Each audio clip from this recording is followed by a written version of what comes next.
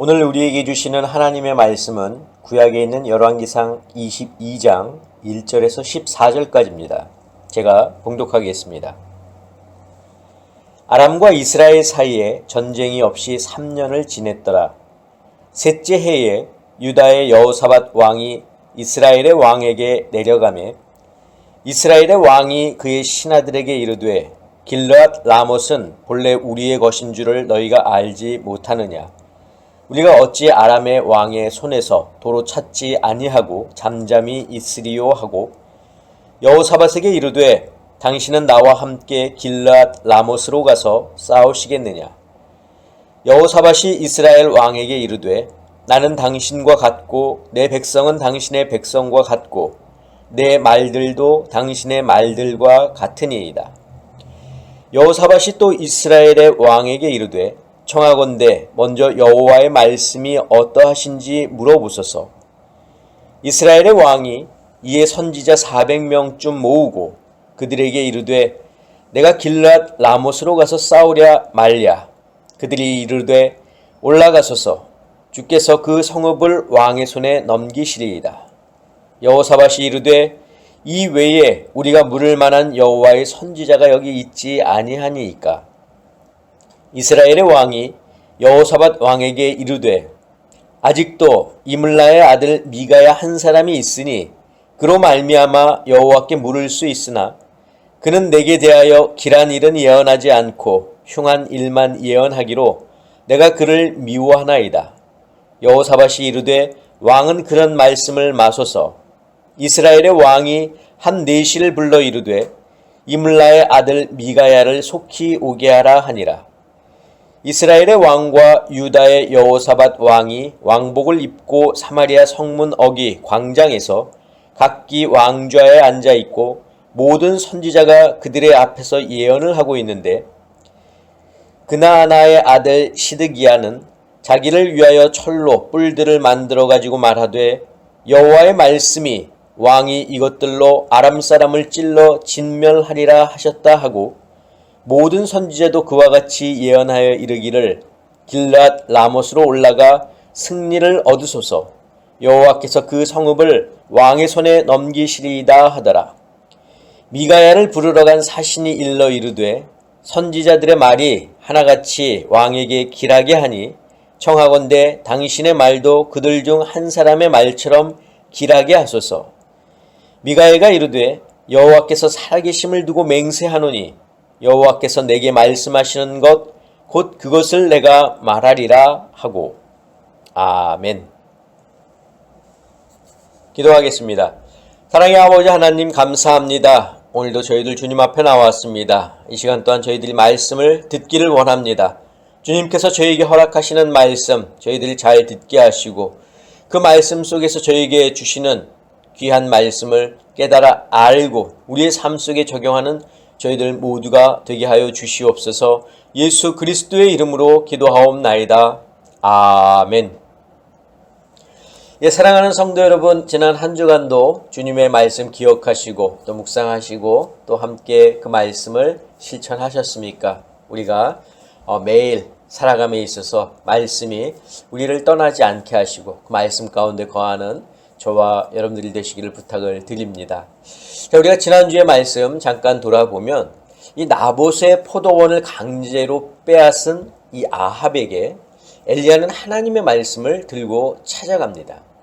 자, 하나님의 말씀은 이 아합과 이세벨 그리고 그 가문에 대한 심판에 대한 말씀이었죠. 자, 아합의 죄명은 우상 숭배였는데 그가 직접 우상을 들여와서 백성들에게 믿도록 한 것이 아니라 그의 아내 이세벨 때문이었지만 이스라엘의 왕으로서 정작 본인도 우상을 섬겼고 게다가 하나님이 금하신 이방인과의 혼인도 어겼기 때문에 아합은 하나님의 심판을 벗어날 수 없었습니다. 일부러 죄를 지으려고 하는 사람은 없습니다. 대부분의 사람이 죄를 짓는 것은 바로 유혹 때문입니다. 사탄은 인간이 하나님으로부터 멀어져 자기의 권세 안에 두기 위해서 인간이 죄를 짓도록 유혹합니다. 바로 이런 유혹 때문에 인간이 죄를 짓는데 사탄은 유혹만 할 뿐 실질적으로 죄를 선택하는 것은 인간입니다. 인간은 욕심에 이끌려 자기 자신을 스스로 죄에게 내어줍니다. 하지만 하나님은 인간이 죄의 노예로 살면서 영원한 사망에 거하기를 원치 않으셨고, 그래서 예수 그리스도를 통해서 구원이라고 하는 길을 열어주셨습니다. 죄에 빠진 인간이 다시 하나님께 돌아올 수 있는 방법입니다. 엘리야의 말을 들은 아합, 결국 자기의 옷을 찢고 배로 몸을 동이면서 자기의 잘못을 뉘우쳤습니다. 그런 아합의 모습을 보시고 하나님은 당신의 심판을 아합 때가 아닌 그의 아들 때에 가서 하시겠다고 말씀하셨습니다. 그러나 아합의 뉘우침은 진정한 회개가 아닙니다. 왜냐하면 진정한 회개는 회개를 하고 난 후 자신의 새로운 모습이 삶을 통해서 나타나야 합니다. 하지만 아합은 그 후에도 계속해서 여전히 악을 행하였습니다. 진정한 회개를 잘 보여준 왕이 있습니다. 바로 다윗입니다. 그도 아합처럼 하나님 앞에 돌이킬 수 없는 죄를 지었지만 자기의 죄를 지적한 나단 선지자의 말을 듣고 하나님 앞에 자기의 죄를 고백했고, 또 시편 51편을 통해서 자기의 죄를 노래로 만들었습니다. 사람들에게 자기의 죄를 드러냈습니다. 그리고 회개 이후 다윗은 선한 왕으로 하나님과 함께 동행하는 삶을 살았습니다. 회개는 죄인 되었던 우리가 우리의 모습을 직시하고 하나님 앞에 나아가 용서를 구함과 동시에 죄인의 모습으로 살지 않고 하나님 안에 거하면서 하나님의 백성으로 살겠다고 다짐하는 것입니다.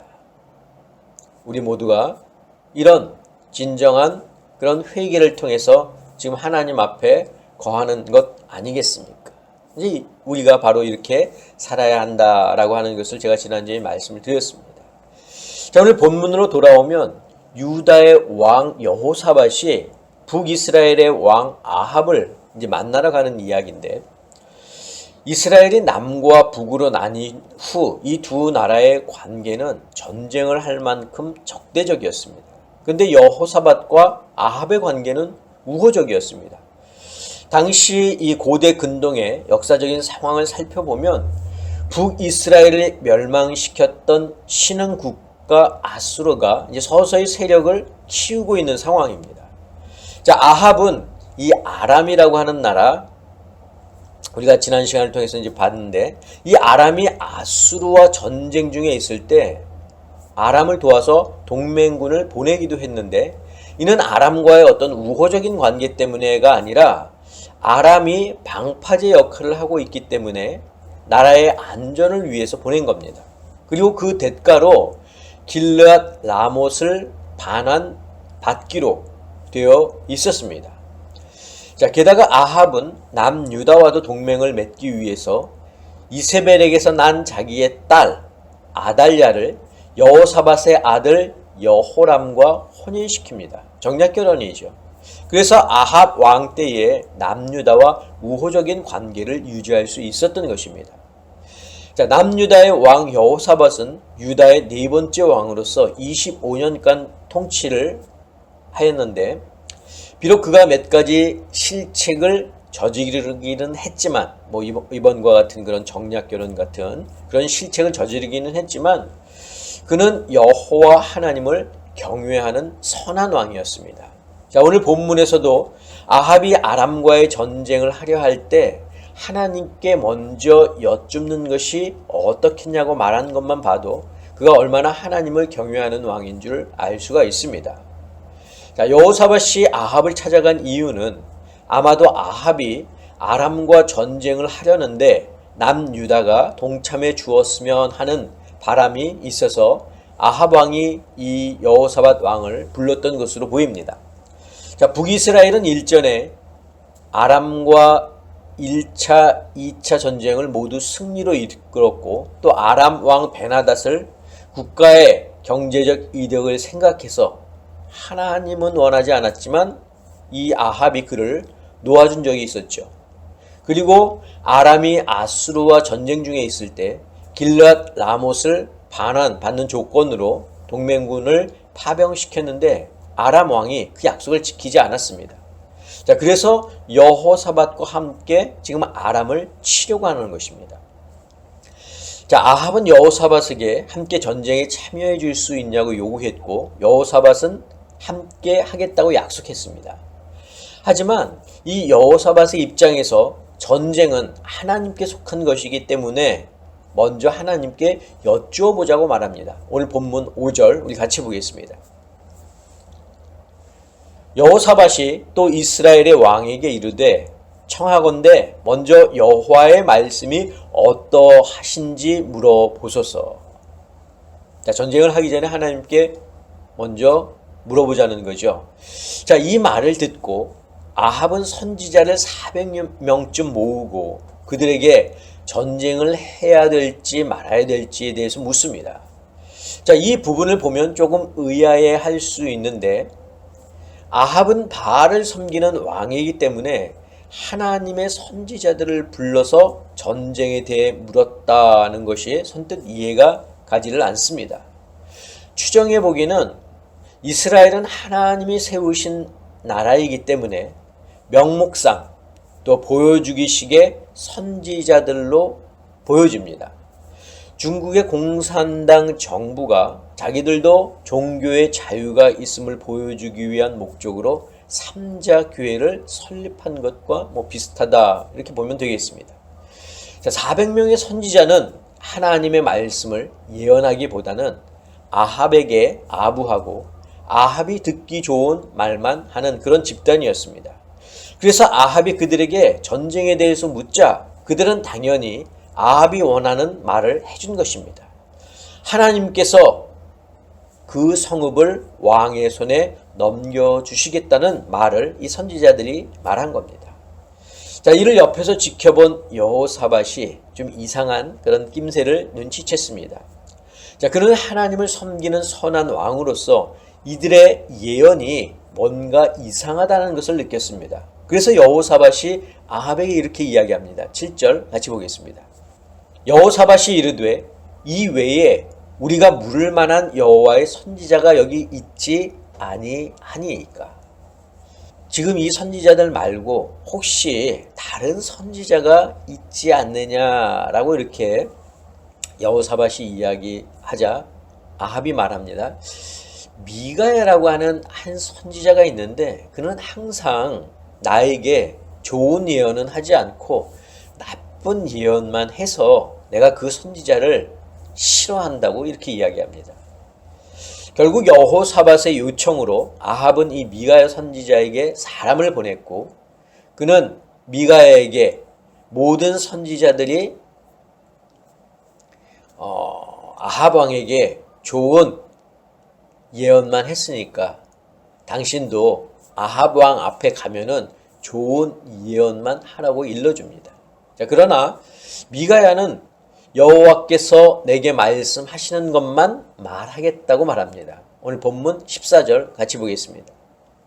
미가야가 이르되 여호와께서 살아계심을 두고 맹세하노니 여호와께서 내게 말씀하시는 것 곧 그것을 내가 말하리라 하고.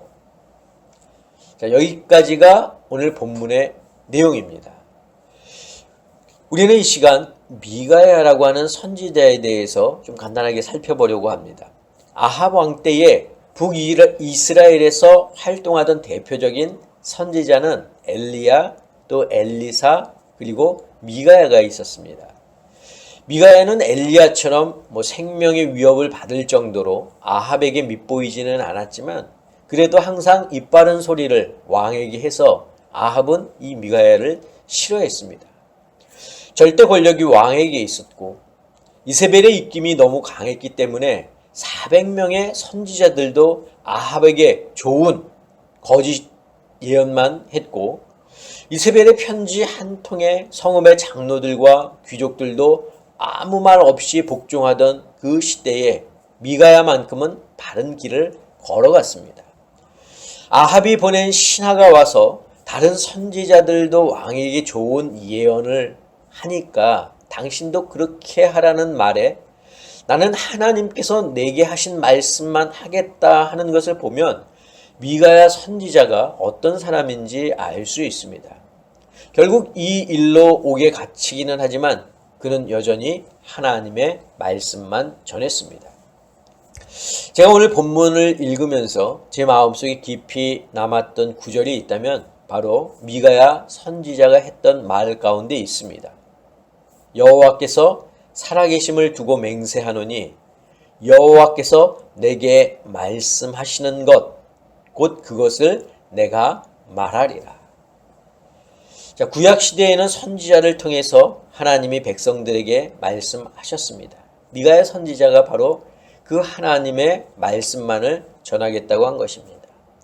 신약 시대에는 예수님을 통해서 백성들에게 말씀하셨습니다. 자, 그렇다면 지금은 누구를 통해서 하나님이 말씀하십니까? 특별하게는 성령님을 통해서, 일반적으로는 성경을 통해서 하나님이 우리에게 말씀하십니다. 고린도전서 2장 13절을 보면 사도 바울은 이렇게 말하고 있습니다. 같이 보겠습니다. 우리가 이것을 말하거니와 사람의 지혜가 가르친 말로 아니하고 오직 성령께서 가르친 것으로 하니 영적인 일은 영적인 것으로 분별하느니라. 사도 바울이 세상에 전한 것은 세상을 사는 지혜 아닙니다. 세상의 학문, 경험, 지식 아니죠. 그가 전한 것은 오직 성령께서 가르치신 것만 전했습니다. 자, 그러나 성령님의 가르침을 받기 위해서는 먼저 영적으로 성령님과 교통할 수 있어야 됩니다. 그러기 위해서는 우리가 먼저 영적으로 성령 충만한 자가 되어야 한다는 거죠. 자, 또 하나님의 말씀을 듣는 것도 중요하지만 전하는 것도 중요합니다. 그래서 미가야 선지자는 그것을 내가 말하리라 라고 말했습니다.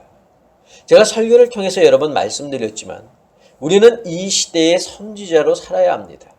선지자는 하나님의 말씀을 받아서 전하는 사람입니다. 하나님이 직접 말씀하시던 시대, 또 예수님이 직접 가르쳐주던 시대를 지나서 이제는 성령님이 말씀하시는 시대며 하나님의 말씀과 예수님의 가르침이 글로 남아 성경이라고 하는 귀한 책이 우리에게 있습니다. 우리는 이것을 세상에 말해야 합니다.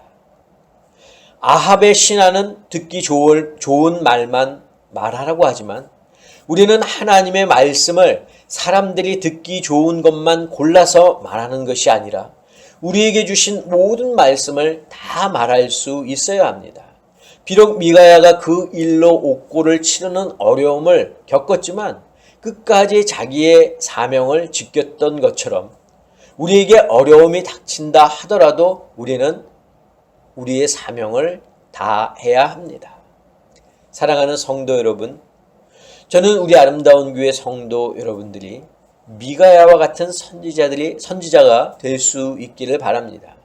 세상의 분위기에 편승해 그 분위기에 따라 함께 가는 것이 아니라 하나님의 말씀을 중요하게 생각하고 하나님의 말씀을 듣고 또 하나님의 말씀만 전할 수 있는 귀한 성도들이 되시기를 주님의 이름으로 간절히 축원합니다.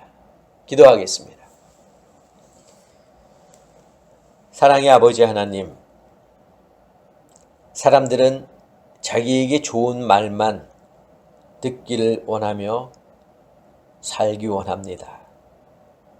그러나 하나님께서 원하시는 것은 하나님의 말씀을 듣는 것입니다. 그 말씀이 우리에게 듣기 좋든 또 듣기 싫든 하나님의 말씀이라면 우리가 그 말씀에 순종할 수 있는 저희들 될 수 있도록 도와주시고 또 그 말씀을 우리가 세상 가운데 전달할 수 있는 이 시대의 선지자들이 되게 하여 주시옵소서.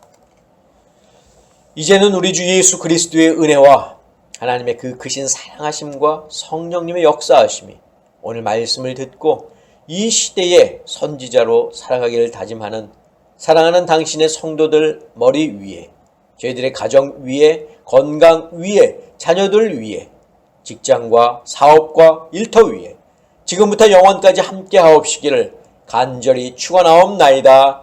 아멘.